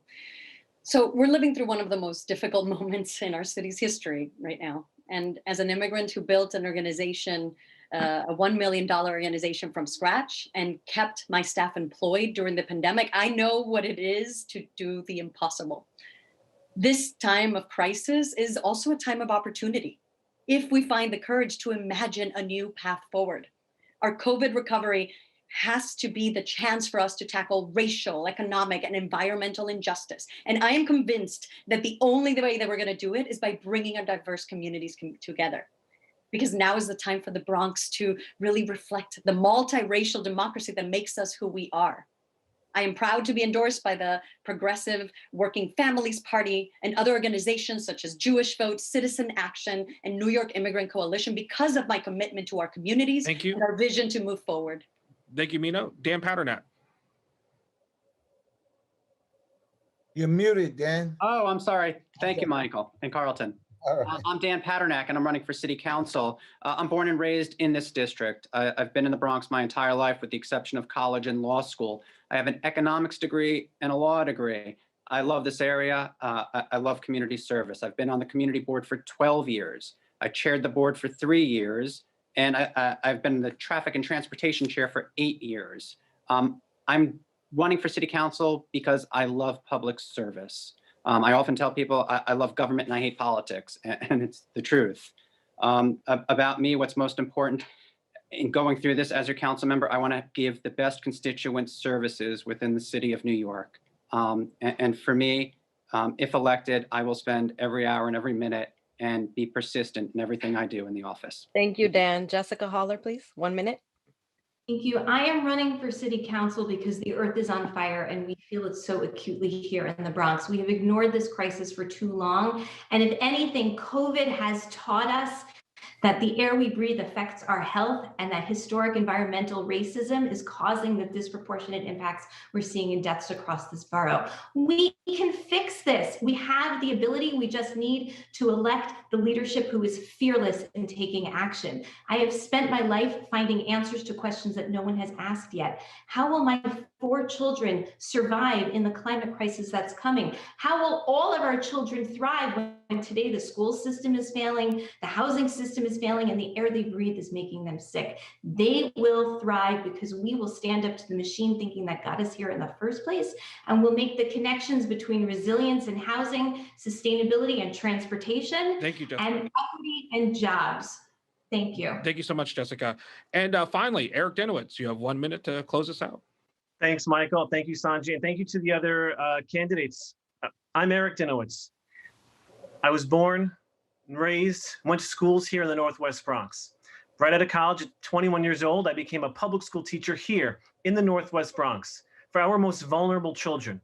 I fought for workers' rights as a labor activist. I've been your Democratic district leader for 6 years, fighting for ease and accessibility in voting.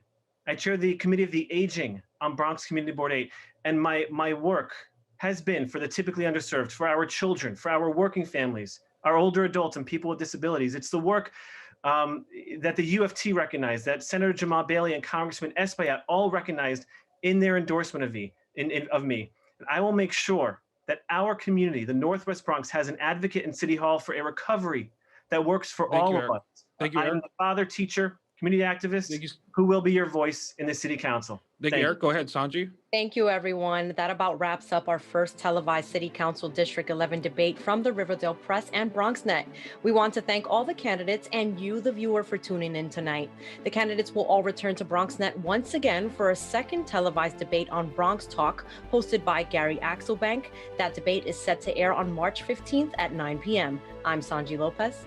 And I'm Michael Hinman. We may be ending here, but stick around for just a little longer as I join students from Lehman College for a special town hall with our city council candidates here on BronxNet.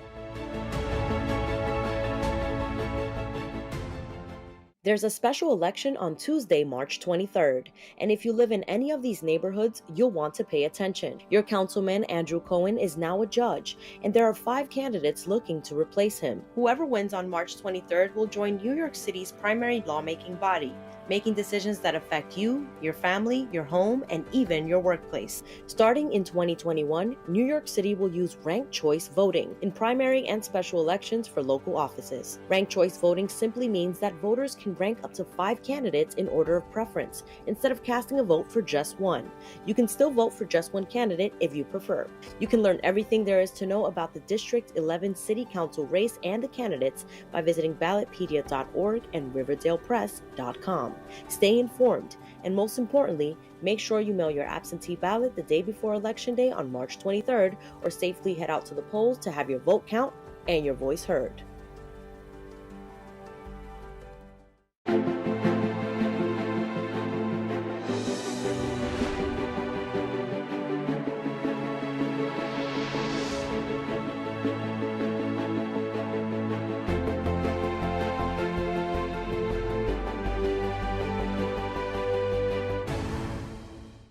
Good evening and welcome to Lehman College Student Town Hall for the candidates for the Bronx District 11 City Council seat. I'm Lehman College President Daniel Lemons. You just heard from the 5 candidates seeking to fill former council member Andrew Cohen's unexpired term. Next, you'll hear from the Lehman College student leaders who will ask questions of the candidates that are important to them. Lehman College is located in the 11th District, and more than 3,500 Lehman students, faculty, and staff, and alumni call the 11th District home. So whoever wins this special election will be Lehman College's elected representative on the City Council. It's important to note that Lehman College students vote. We don't have the data yet from the most recent election, but I can tell you that in the 2018 election, Lehman students voted at a rate that was 13% higher than the national average for college students who are eligible to vote. By the way, that national rate was 40% in 2018. That was up from 19% in 2014. But Lehman's college students care about their elected officials and they vote. Along with continuing to have a strong working relationship with the New York City Council, it's really important that our next city council person addresses the concerns of our student body.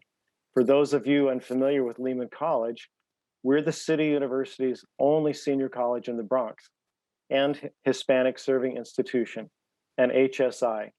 Over 50% of our student body of over 15,000 identifies as Hispanic. Among HSIs, we rank #1 in the country for social mobility. And we're also ranked 3rd overall among public colleges in the country for that same outcome. Our students, many of whom are essential workers, represent over 130 cultures, and they're part of the foundation of the economic strength of the New York region. More than 60% of our student body lives in the Bronx, and many of our students remain in the Bronx after they graduate. As the COVID-19 vaccine becomes increasingly available and the Bronx begins the long road to post-COVID economic recovery, I know our students will continue to have a very large role in that recovery. At Lehman, we're expanding our workforce and career development programs, and for this recovery and the bolstering of the work that most competitive programs at the college are doing, STEM fields, nursing, business, and social work. We do that while we also address the day-to-day challenges many of our students face, such as food and housing insecurity, and ensuring they have access to laptops and Wi-Fi something that you may well know in the Bronx can't be guaranteed. We know without these basic needs met, our students will not really be in the best position to succeed. So it's with great interest that we know where the candidates stand on these issues and how they plan to work with their community partners and the Bronx's anchor institutions like Lehman College. Before we begin, I'd like to thank BronxNet and the Riverdale Press for hosting this debate and student town hall. And I look forward to working with the next City Council District representative. Thank you, President Lemons. Tonight, members of the Lehman College student community will have the opportunity to ask each of the 5 candidates a question. The candidates will have 2 minutes to answer, and then I'll ask a second candidate to respond. Joining me as co-moderator this evening is Aminata Traore, a journalism and media studies major at Lehman College. Thank you, Michael, and thank you, President Lemons. Good evening, everyone. It's a pleasure to be here with you at the Lehman College Student Town Hall with the Bronx District 11 candidates, each of whom are running for the seat left vacant by Andrew Cohen on the New York City Council in a special election on March 23rd. Thank you to each of the candidates for participating this evening. I will be asking the first question. Let's start it. Lehman College has loaned out thousands of laptops and Wi-Fi devices during the pandemic so that they could continue their studies, as nearly all of our classes have been conducted remotely since March. The Governor Cuomo just recently proposed a plan aimed at bridging the digital divide across the state. What will you do on the city level to bring much needed Wi-Fi and access to laptops so that Bronx students have the basic tool to earn an education? Thank you so much, Aminata. Let's start, Jessica. Jessica Holler, do you have any thoughts on this? Yeah, I do. It'll sound familiar. Equitable distribution of resources. We need to make sure that everybody has access to Wi-Fi. We need to make sure that New York City invests in these, and we need to start in the places where people would be less likely to have it on their own. We need to start in our family homeless shelters. We need to start in the housing systems where people are flowing through so that kids, especially in those situations, don't fall further and further behind. We need to make sure that CUNY students has it, as the president mentioned. CUNY is the #1 escalator of people into the middle class. The whole goal of the next decade is to grow the middle class, to give kids and students the tools that they need to succeed in the future. So it absolutely needs to be part of the infrastructure that we build. It'll help us build resilience, and we need to make sure it's distributed equitably. Okay, did anybody else want to jump in? Eric? Yeah, I'm a public school teacher, high school public school teacher for special needs students. And I saw, when the pandemic started, there were a number of children that had devices. Then they got the devices and there was no internet.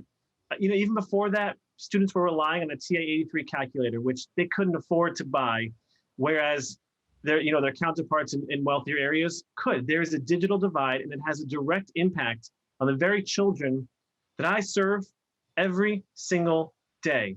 I think, President Lemons mentioned social mobility, right, is a huge part of what Lehman College does. But we have a job as a city to provide that broadband, to provide the technology, to provide the structural support so that the students, people who want to work hard, can move upward, as Jessica mentioned, middle class, sustainable middle class family. Thank you, Eric. Thank you. Dan? Hi, Ms. Traore, thank you. Great question. It's an issue that we actually discussed recently at Bronx Community Board 8, dealing with link towers within the city and the community. So first, any student that needs a laptop or an iPad shall have. And as a city council member, I'm going to do whatever I can to make sure students have those. Second, with respect to Wi-Fi, a big problem, and I know this, is students who are at home studying don't have access to Wi-Fi. So what I want to do is partner with some of the larger organizations, Optimum, some of the other, perhaps Verizon, and work on getting hotspot access for students. So if you're a student in the CUNY system, you have a free hotspot access from one of those providers that you can log into and do your studies at home. Beyond that, what I really would like to see is if we can expand, free Wi-Fi without the city in more locations. Some of the towers, some people have issues with, but I think that the city of New York should focus energy on providing free Wi-Fi throughout the city, Okay. throughout our infrastructure. Thank you, Dan. Mino. Yeah, we need universal broadband access for everyone. I mean, we see how the world needs it to survive, and education very much so at this moment. So we need to be transitioning to make sure that we are prioritizing those neighborhoods that don't have it. There is a bill right now where we're identifying these pockets. So I'll be working as council member to make sure that now that we have this data, let's get the data, but let's also be listening to students. We can engage our residents in this conversation. It's not always about looking at numbers, but talking to people. Thank you, let's Mina. engage with Lehman and make sure that we are doing universal broadband. And in the meantime, we need to subsidize so that it's affordable. Thank you, Mina. Carlton, do you want to add anything to this? You have to unmute yourself, though, Carlton. Yes, the digital divide has to be changed, but this is what I wanted to ask. How come we don't have that problem in any other boroughs, especially like in Manhattan? All right, that's the problem with up here in the Bronx. It's been neglected for so long. And I call out any and all representatives that we had up here. Why do we have that problem in the Bronx? We should never have had that problem in the Bronx. So I would call on all the cable companies right now, immediately, to do something about it. And as a councilman, I would go down there and I push that, because all of our students should have computers, like Eric said before, and like the city, it was dysfunctional. How can you give out computers with no broadband or no Wi-Fi? Yep. Thank you, what Carlton. was it supposed to do? So yes, I get on it day one. Thank you, Carlton. Aminata. Thank you for your answers. Lehman College has a very active student government association. Our next question comes from one of its vice presidents, Jack Gader. What is your question for the candidates? So much. My question for the candidate is, more than 60% of Lehman students are from the Bronx, and most of us live or work in the Bronx after graduation. With unemployment rates skyrocketing, what will you do to ensure that there will be more jobs for our recent grads so that they can support the Bronx economy recovery after the pandemic? Thank you so much for that. Let's go to Carlton first. Okay. Well, first to let you know, since this pandemic, we're in a heck of a problem here. A heck of a situation.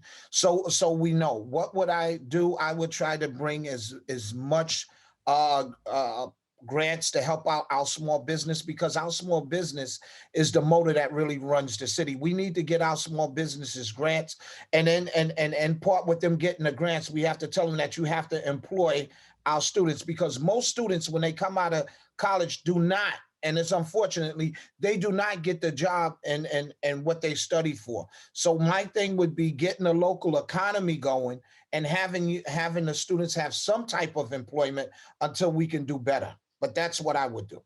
Thank you, Jessica. I've proposed something called the Bronx Pandemic Restructuring Program. We need to take advantage of the opportunity and of the crisis that we are in to create jobs that we need to take with us into the future. What kind of jobs are those? Well, they're green infrastructure jobs, but they're also human-to-human jobs. We understand from this crisis that we need more social workers, more healthcare workers, more teachers. We have 100,000 teacher shortage in this country that I just read about. So what we need to do is invest in the programs, work with the unions, create apprenticeships, work with CUNY, to create opportunities for more jobs, and the government needs to start creating the opportunities for people to come out. Anybody else want to jump in on that? Yeah, go ahead, Eric, and then Dan. I'll say, first of all, I think it's so valuable that as a student body, you are from the Bronx, but also that you stay in the Bronx. And I just, being from the Bronx myself, I think that's so valuable. There are a number of issues related to this. I think one of them is getting our younger children back in school, because so many of the families that I talk to, so many families I work with can't get to work. They can't even begin to think about working at home with their children. The children are at school. We need to make sure, Jessica mentioned apprenticeships, working with our unions and our private organizations for those apprenticeship programs integrated into our college programs. And of course, supporting our small business with commercial rent regulation and vacancy tax. Thank you so much, Eric. Dan? Yeah, sure. So, great question about this. One, just so you know, I've taken classes at Lehman College before. I live across the resume. When I was in college, I supplemented my college and I took summer classes there. In addition, before I went to law school, I took classes in the paralegal program. It's an excellent, excellent college. Lehman is one of my favorite places. Apex is also one of my favorite places, of which I've belonged to many, many years. You're a college, you're a college grad, you need a job, you need experience, right? It's that first job getting out there. One of the biggest ways to do that is to get an into public, into, basically big, whether it's the private sector or public sector, and internships are what do that, and it's connections that do that, and it's that small amount of experience. And as council member, what I would like to do is create a program and expanding on it. Thank you so much, Dan. Thank you so much, Dan. Almanada. Thank you. Our next question comes from Michael Aaron, a junior majoring in journalism and media studies at Lehman. Good evening. With the rising cost of tuition, Lehman students are forced to choose between a college education and rent. What are your plans regarding higher education as we transition into a post-pandemic economy? Let's start with Eric on this one. First of all, I believe, like it was many years ago, that CUNY should be free, right? There's cost barriers. Cost should not prevent people from studying what they want to do and doing what they want to do. Short of that, I was part of a program called the New York City Teaching Fellows, and it allowed me straight out of college at 21 years old to teach in a high needs area, high needs school for a high needs subject. And what they did was subsidize my master's degree at CUNY Hunter. And I think short of being able to make CUNY free, which it should be, look at programs that subsidize people's master's degrees or undergraduate degrees for programs that do benefit our community here in the Bronx and throughout the city. Thank you so much for that, Eric. Mina, did you want to add anything to that at all? Yeah, I mean, I agree. I absolutely think that CUNY should be free. Education is the most important investment we make as a society, and we can't keep putting it at the back burner. So I will be a strong advocate to make that happen. It was free, and it needs to continue to be free so we're not building debt. In addition to that, what I'll add is we also need affordable, accessible childcare and elder care, because so many of our families, so many of my students, and in the Bronx, this happens, you're taking care of your siblings, and you're taking care of your abuela and your abuelo. And so we need to support that too and understand that young people are holding this country together, and we need to do everything we can to put them at the forefront. Thank you so much for that, Mina. Carlton, did you have anything to add? Yes. I wanted to tell you that I would wipe your debt free. All right, clear. That's the way it should be, because like Mina and like Eric said, when I was coming up, CUNY was free, and all of a sudden now you have to pay for it.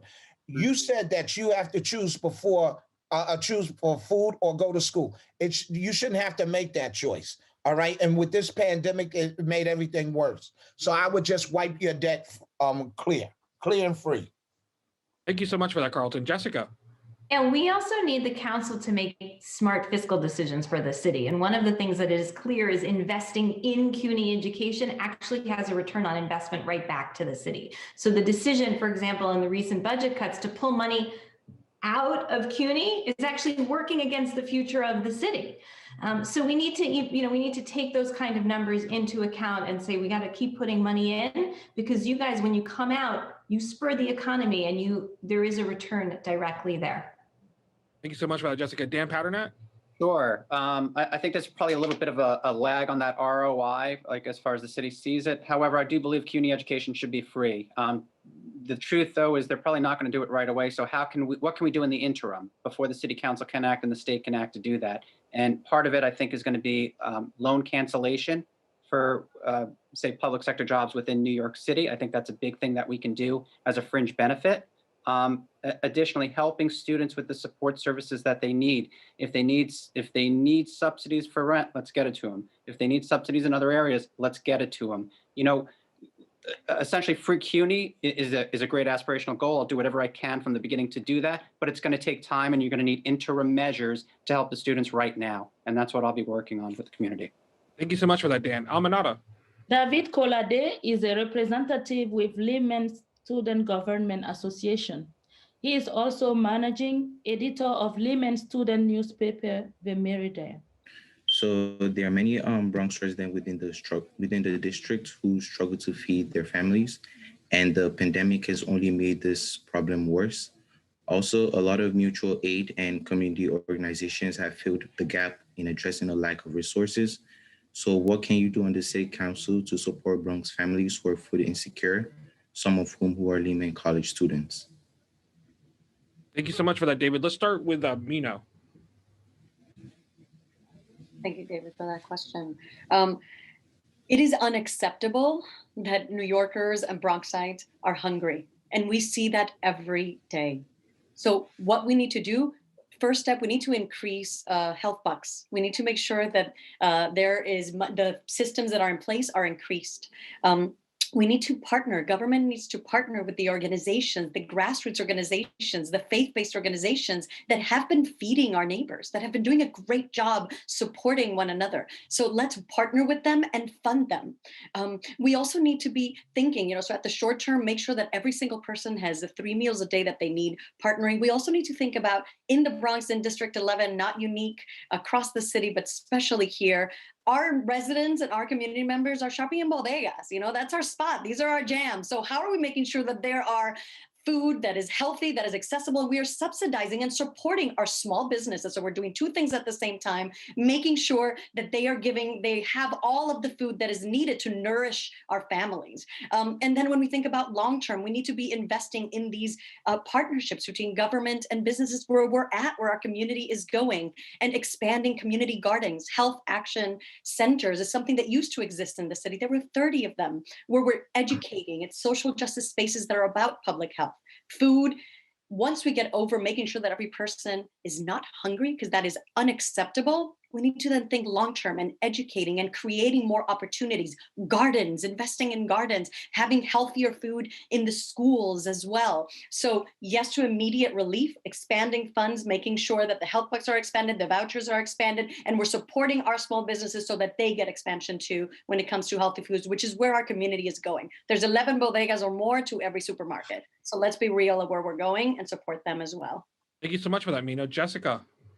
Yeah, one of the things, and to continue on the health bucks and the bodega, we can incentivize these bodegas to have healthy food by saying you can accept more service, you can accept more service dollars if you have X percentage of healthy food, and if you are not providing, let's say, vaping materials and pipes and stuff, and move the bodegas in the right direction. And David, you're right, it is heartbreaking that our students are so hungry. What the city council doesn't have today that it absolutely should have, and I've already proposed, is a food justice committee. We have committees on the council focusing on all sorts of things, and mutual aid is wonderful. And I love bringing food down now to the 2 local friendly fridges, but mutual aid and friendly fridges are not what they are, the Band-Aids that are coming out in this terrible time. And what we need are strong food systems. So we need to have a food justice committee focusing not just on the food systems, but on just and equitable distribution. Thank you, Jessica. Carlton, did you want to add anything to this at all? Yes, David, I'm sorry that we're all in this situation, but I more or less, I'm a deacon at a church, and what I would do as a councilman is I would give all the funding necessary to the churches, the community organizations, and the grassroots organizations that are doing the job already in the community. Mm-hmm. We need to give them all the aid and funding that they can get so that people in our district that desperately need it can give it. All right, so that's what I would do. But I want you to keep and others to keep striving on. I'm going to tell you, in my life, I have never gone hungry, but I do know how it feels, right, to be coming up in an apartment with no heat, no hot water, because I wasn't born with a silver spoon in my mouth. But you guys have been doing the best you can, and I want to continue to help, and that's what I would do. Thank you, Carlton. Aminata. This question comes from Alicia Rodriguez Ali, a political science major here at Lehman. Alicia? Hi, everyone. So my question is, are there any other priorities that you have for the district that have not been discussed so far? Let's go with Dan Paternak on start this one off. Sure. Early in the debate, I said what my number 1 was, which is create more affordable housing and preserve affordable housing. And there's many ways to do that. I don't agree with what the city has done for the creation of affordable housing over the course of the last couple of decades. I think what we need to do right now is focus on home ownership for low to moderate income New Yorkers, particularly Bronxites. One of the greatest programs, I think one that has lasted generations and proven to be affordable, is essentially the Mitchell-Lama program, or the limited equity cooperative program. And, you know, I live just up the street from the Amalgamated Houses, which is a limited equity co-op. It's an amazing example of what affordable housing could be. And families have lived there over generations. And, you know, they don't get these astronomical rent increases. In the new affordable housing model of the city of New York, what they've done is create these large projects, which quite frankly aren't affordable for most of the communities that they're built in. I don't approve of those. I don't want to do that. Preserving affordable housing, making sure that folks in rent stabilized apartments, you know, have the supplements that they need when they do run into trouble. If you're a student and you need aid, I want you to be able to get that help from HRA. I want to make sure that you're staying in your affordable apartment, and I'm going to fight for that. I'm going to make sure that money gets there. That's a huge, huge thing for me, making sure that the housing direction that we go in is completely changed, because I think we've been doing it wrong. I think our current mayor has been doing it wrong for the last 7 years, and I think we need to change the model. And quite frankly, we talk about, you know, equitable distribution, home ownership, the ability to have equity in your home and in your community will do so much for communities that we have. And I think that's one thing that we really need to hone in on. And that, I think, for me, is going to be number one. Make sure that everybody has a roof over the head. For me, housing is a human right. And every single person should have a roof over the head and not have to worry that they might not be able to afford their rent next month. Thank you so much for that, Dan. Eric Dinowitz. Sure. Thanks, Michael. Thanks, Alicia. Poli-sci was also, you know, one of my majors. So love that you're studying that. I think, you know, we touched on it earlier with education, and I mentioned that high stakes tests are, you know, I think they are very detrimental to the success of our children. I talked about social emotional learning, but really using the schools as community centers and ways to teach our children what they need and bring to our community what we need. We just left a conversation on hunger, but how many students I've had come into my classroom hungry, and then to watch them sneak sandwiches and milk into their bag as if they're doing something wrong. We can make it a policy that you're hungry, take some food home to your family. Thank you. Right? Families want to come. Thank you. Go ahead, Carlton. Yeah. One of the first things that I would like to do is, like you said, with this pandemic, we're expecting a lot of people to be evicted. But you know what I would like to do? I would, as I said earlier, what is really affordable in New York City? We don't know. So that's why I would like to start out with low income. You know, it should be based on the income you make. All right. Now we have this thing called AMI, average medium income, which they take people from the Bronx and mix it with Westchester. No, the AMI, right, needs to be abolished for some people that's making a certain amount. Thank you, Carlton. Thank you, Carlton. Mino, we have 30 seconds, Mino. Yeah. Okay. Well, in addition to all of the things, one of the things that is a priority for me too is creative youth development. It's arts, embedding arts into every single school, making sure that the clubs and the after-school programs are there, free for every single person. Also expanding dual language programs. It's an equity issue. So these are the two things that, in addition to education and taking school officers, police officers out of school, this is what young people Thank you so much, Mino. want, and it would be a priority for me. Thank you, Mino. So everyone, that does conclude our program. I do want to thank our co-moderator, Amanata Traore. Thank you. And also to the candidates for a compelling discussion. District 11 voters now must decide who they believe deserve to become the Bronx next city council person. I know you've all given them much to consider this evening. Thank you to our partners this evening, Lehman College and BronxNet. I'm Michael Hinman, editor of the Riverdale Press. If you've missed any portion of tonight's broadcast, you can find a link to it on any of our partner sites. That includes lehman.edu, riverdalepress.com, or bronxnet.org. Thank you so much, everyone, and have a good evening. Thank you, everyone.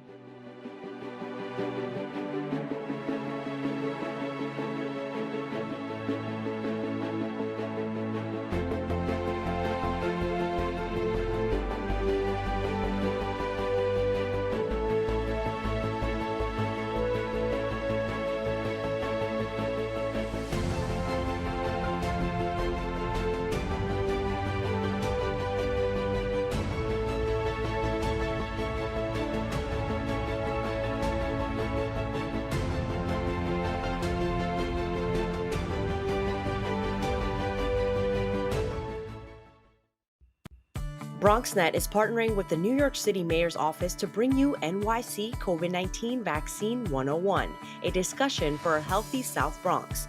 Learn about the importance of getting vaccinated and how you can get involved through this interactive and informative town hall. Tune in on Wednesday, February 3rd at 5 p.m. on Channel 67 Optimum, 2133 FiOS, and online at BronxNet.tv.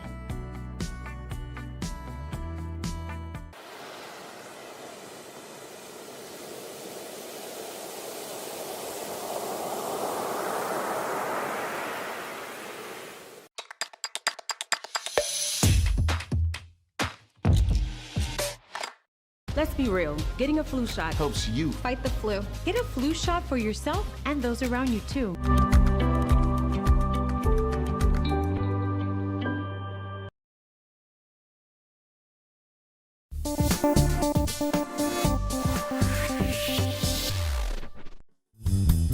The views and opinions expressed in this program are those of the participants and do not necessarily reflect the views of BronxNet or the program underwriters.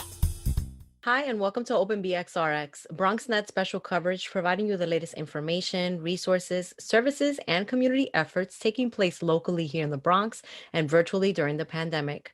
I'm your host, Sanji Lopez, and today is Tuesday, February 2nd. Coming up, we'll learn how CityMD is ready to support the emergency needs of families in Mott Haven and nearby communities with their new Mott Haven location. Then we'll discuss President Biden's 100-day deportation moratorium, what it means to Bronx immigrants, and how the executive order and organization Unlocal recently helped stop the deportation of a local Bronxite.